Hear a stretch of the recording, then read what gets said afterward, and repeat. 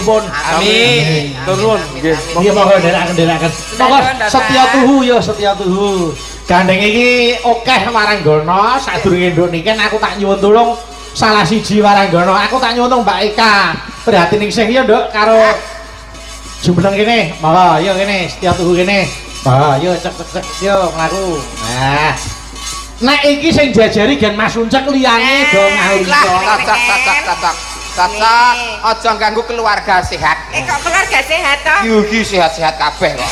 Awake sehat kabeh. Kabupaten Klaten sudah terbebas dari stunting. Ya lah. Nggih. Betul niku. Ya ta? Nggih, kok saged. Lah yo jenenge gisine wis terjaga. Gizi terjaga le. Wis ngono. Walah. Wis tenang, tak jamin kowe omah-omah karo DEK engko anak-anak ngene iki. Ngene iki.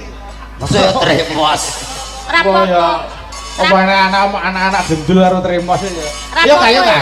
Rapopo. Ngene iki. Yo, Setya Tuhu Kak. Monggo yo. Aku kang setya satu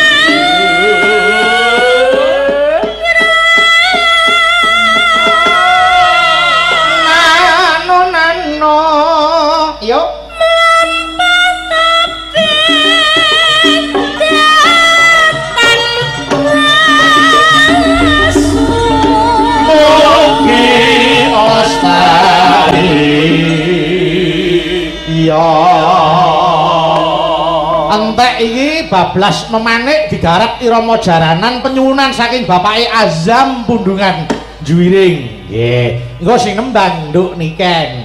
Monggo. Ya, Kak. mugi antuk berkah ing midi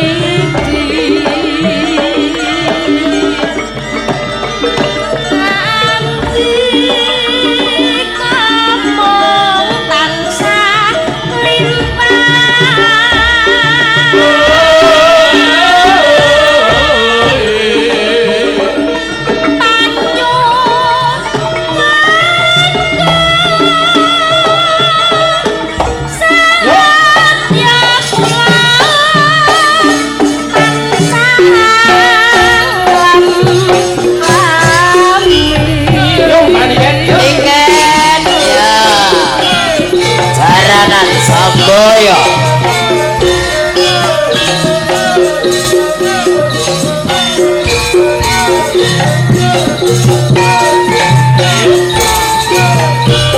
Mas Gareng ayo macani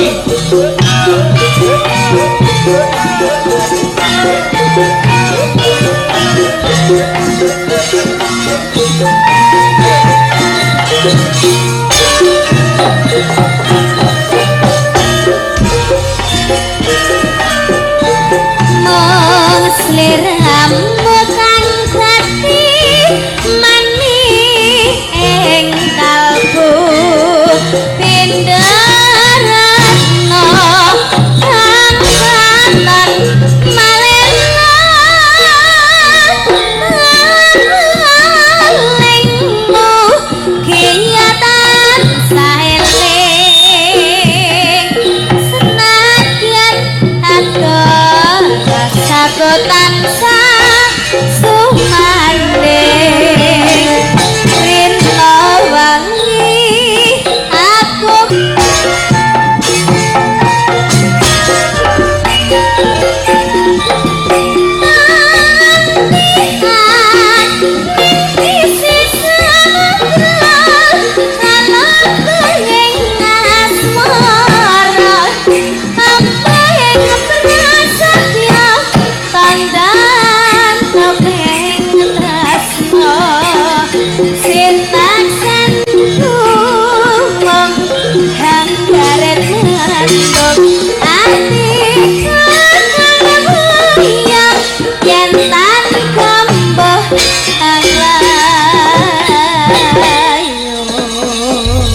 Terima kasih matur nuwun. Niki wonten awala Mas Gareng. Nyuwun lelagon Lestari Lintang Asmara. Saking warung bakmi Bu Yatmi depan alun-alun Klaten. Oke. Caket mriki. Nggih, ingin dipun suwun adi kula nduk Niken Salindri. Ya. Nggih, wong jenenge wis dadi keremenan lho Mas. Leres. Gareng. Leres. Nggih, karya nak tiasing sesama. Gawe senenging liyan gedhe ganjarane. Oke, siap. Ya nduk, niki diaturke Lestari. Monggo. Musike ya diaturke, mung iki enek orjene kok ya. Wah, enten ta niki? Eneng no mangsane. Rombongan keng pundi niki?